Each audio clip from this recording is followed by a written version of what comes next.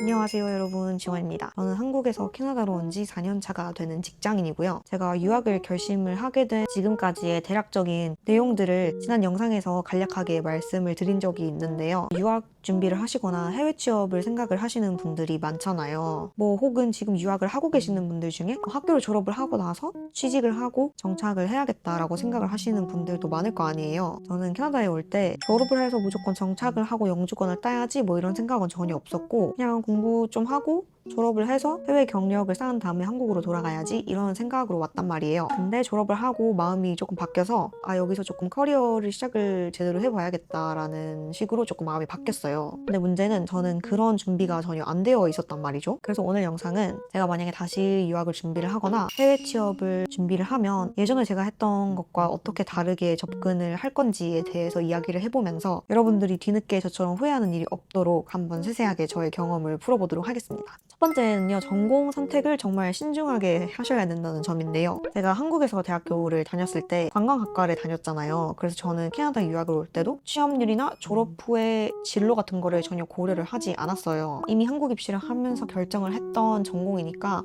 캐나다 컬리지에서도 똑같이 해도 괜찮겠지 하면서 그냥 그 전공을 선택을 한 거였거든요. 앞서 말씀드렸듯이 영주권을 딸 생각이나 정착의 생각이 전혀 없었기 때문에 크게 고민을 하지 않았던 것 같아요. 근데 이제 막상 졸업을 하고 나서 취업을 하려고 하니까 되게 난감해지더라고요. 캐나다가 관광 산업으로 많은 돈을 벌어들이고 있다곤 하지만 겨울이 진짜 추운 나라잖아요. 그래서 관광 산업 자체가 되게 계절을 엄청 많이 타는 산업이기도 하고 비수기와 성수기가 너무 극명하게 나뉘니까 신입으로서 안정적인 포지션을 찾는 것도 되게 힘들고, 그렇다고 다른 산업들이나 직업군들에 비해서 인기 있는 분야도 아니면서 연봉도 사실 좀 박봉이라고 할 수 있는 그런 분야거든요. 서비스직의 성향이 되게 강한 분야인데 시간이 지나다 보니까 저랑 크게 맞지 않는다는 거를 많이 느끼고, 앞서 말했던 그런 다양한 이유들 때문에 전공을 살려서 취업을 하고 싶지 않다라는 생각이 들더라고요. 해외 생활에서의 정착까지 생각을 하면서 전공을 선택을 하시는 분들에게는 단순히 좀 본인이 관심 있는 분야로 고르는 게 아니라 졸업 후에서 내가 살고 싶은 나라에서 돈도 어느 정도 벌면서 전공을 살려서 취직을 하기도 되게 좋은 그런 분야여야만 한다라는 거를 그때 깨달은 거죠. 지금 이제 전공을 선택을 하려고 고민을 하시는 분들에 한해서는 이제 3가지 정도는 조사를 미리 하셔라고 말씀을 드리고 싶은 게, 일단 첫 번째는 해당 국가에서의 구인 수요, 이 전공을 선택을 하고 이 전공을 살려서 구직을 할 때 어느 정도의 수요가 있는지 이런 것도 조사를 하시면 좋고, 그리고 막 유학원 같은 데서 올리는 블로그 포스팅 같은 거 보시면 크게 도움이 사실 안 되는 게, 유학원에서 어떤 특정 대학교의 어떤 학과에 대해서 설명하는, 소개하는 그런 블로그 포스팅 글을 올리는데 여기 졸업하면은 그렇게 구인 수요가 많지 않아요 이런 얘기를 할 일이 없잖아요.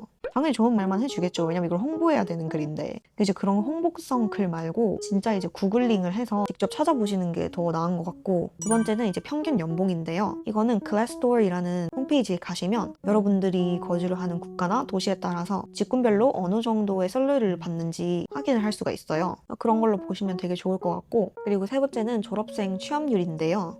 그 학과를 졸업을 한 사람들 중에 얼마나 많은 사람들이 졸업 후에 바로 취업으로 이어졌는지에 대한 퍼센테이지가 나와 있는 학과들이 있어요. 사실 그게 100% 믿을 만한 수치라고는 생각이 안 들지만, 그래도 어느 정도 그 수치를 강조를 하는 학과들은 그만큼 취업이 잘 된다는 뜻이니까 그런 것도 한번 봐두면 좋을 것 같아요. 사실 제가 만약에 다시 전공을 선택을 한다면 조금 더 세부적인 기술을 배우는 분야가 좋은 것 같아요. 그렇기 때문에 조금 더 전문성 있는 기술을 배우는 학과에 가는 게 차라리 저는 낫다고 생각을 하거든요. 저는 치위생학과나 간호학과, 어카운팅 이렇게 좀 전문성이 있는 학과를 선택을 했을 것 같아요. 졸업을 하고 나서 취직을 하는 친구들을 보면은 정말 그래도 조금 수월하게 취직을 하게 되고, 시작하는 샐러리 연봉부터가 완전히 다르더라고요. 혹은 진짜 아예 스킬을 배우는 어떤 게 있더라, 막 보청기에 관련된 학과도 있고요. 치아 관련해서 유지장치를 만드는 거를 이제 배우는 그런 학과도 있고요. 되게 세부적인 기술들을 배우는 학과들이 있어요. 저는 그런 학과들이 사실 취업을 하는 데 있어서는 훨씬 더 좋을 것 같아요. 뭔가 비즈니스 같이 조금 두루뭉술한 그런 학과는 취업이 좀 어려운 것 같아요. 매 졸업 시즌마다 몇백 명, 몇천 명의 사람들이 관련 학과에서 졸업을 하기 때문에 정말 마케팅 포지션 한 자리가 나면은 몇백 명이, 몇천 명이 지원을 하는 그런 상황이 벌어지기 때문에 저는 차라리 그냥 정말 스페시픽한 전문성이 있는 학과를 가는 게 좋다고 생각을 합니다. 여러분들이 정말 좋아하고 열정 있고 그런 분야가 있으면 그런 분야를 선택을 해서 가는 게 맞지만 캐나다에서 정착을 하기 위한 그냥 수단같이 가시는 거라면 학과를 선택하는 데 있어서 굉장히 심혈을 기울이시는 거를 추천을 합니다.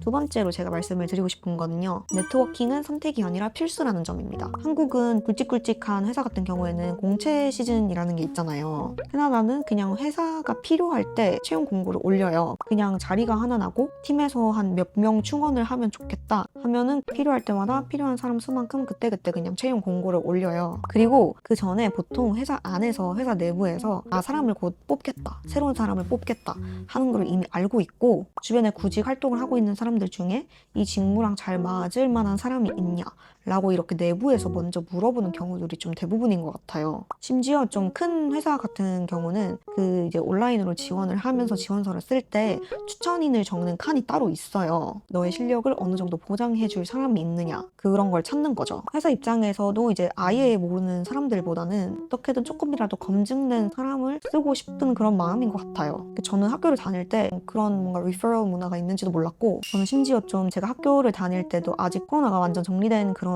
게 아니어가지고 락다운도 심했고 온라인 수업도 되게 많았고요. 그래서 뭔가 교수님이랑 조금 네트워킹을 한다던가 선배들이랑 네트워킹을 한다던가 뭐 이런 기회가 정말 없었어요. 그래서 뭔가 전공을 살려서 취직을 할까라고 생각을 해도 그래서 취업 준비를 할 때 추천인을 쓸 사람도 없고 어떤 그런 정보를 받을 수 있는 사람들이 없었던 거죠. 네트워킹을 아예 안 했으니까. 그래서 학교를 이미 다니고 계시는 분들이라면 교수님들과 친밀한 관계를 조금 잘 쌓아두고 전공 관련 행사나 컨퍼런스 같은 거는 웬만하면은 무조건 참석하는 게 제일 좋은 것 같고요. 링크드인에도 꾸준히 활동을 하는 게 좋을 것 같아요. 링크드인 이야기는 뒤에 가서 조금 더 자세히 제가 얘기를 할게요. 결국은 네트워킹을 누가 더 잘하느냐에 따라서 취직의 길이 갈리는 것 같아요. 저도 이제 막 대학교를 졸업을 하고 취준을 하던 시기에 주변에서 가장 많이 들었던 말이 첫 직장 구하는 게 제일 힘들다라는 말이었거든요. 여러분들도 그런 네트워킹 기회가 있으면은 무조건 나가서 관심 있는 분야의 사람들이랑 같이 이야기도 해보고 인맥을 쌓아가시면은 분명히 취업을 하실 때 큰 도움이 될 거예요. 세 번째는요, 포트폴리오를 잘 만들어놔라 인데요.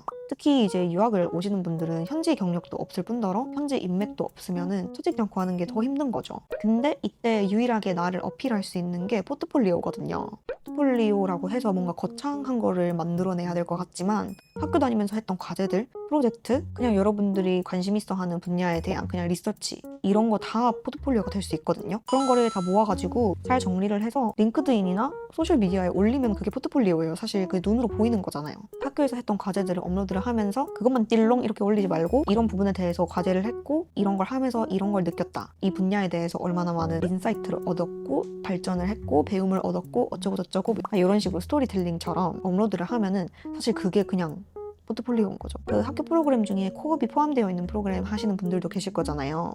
그럼 그때 코업 프로그램에서 했던 업무들도 잘 이렇게 모아가지고 가능한 한 범위에서 스크린샷 해놓고 나는 이렇게 작업을 했고 이런 부분에 있어서 새로운 걸 배웠고 이런 결과물을 냈 이런 식으로 잘 정리해서 하나하나씩 쌓아나가면은 그게 결국에는 어떤 이력서보다 더 좋은 포트폴리오로 여러분들을 어필을 할 수 있는 거죠. 여기서 이제 취업할 때 지원을 하면서 여러분들 링크드인 프로필 링크 같이 붙여서 보내는 경우들도 되게 많고요. 링크드인 자체에서 지원을 할 때도 회사 쪽에서 여러분들 프로필을 열람을 할 수 있는 걸로 알고 있어요. 근데 이제 여러분들이 그렇게 막 오랫동안 그렇게 꾸준히 포스팅을 해본 거를 보면은 이 사람은 되게 준비된 사람이고 이 분야에 대해서 이렇게 열정을 가지고 있구나라는 게 확실하게 어필이 되니까요. 경험이 없더라도 내가 이 분야에 대해서 이만큼 관심이 있고 열정이 있는 사람이다라는 걸 증명을 할 수 있으니까 정말 별거 아니어도 꾸준히 올리는 게 제일 좋은 것 같아요.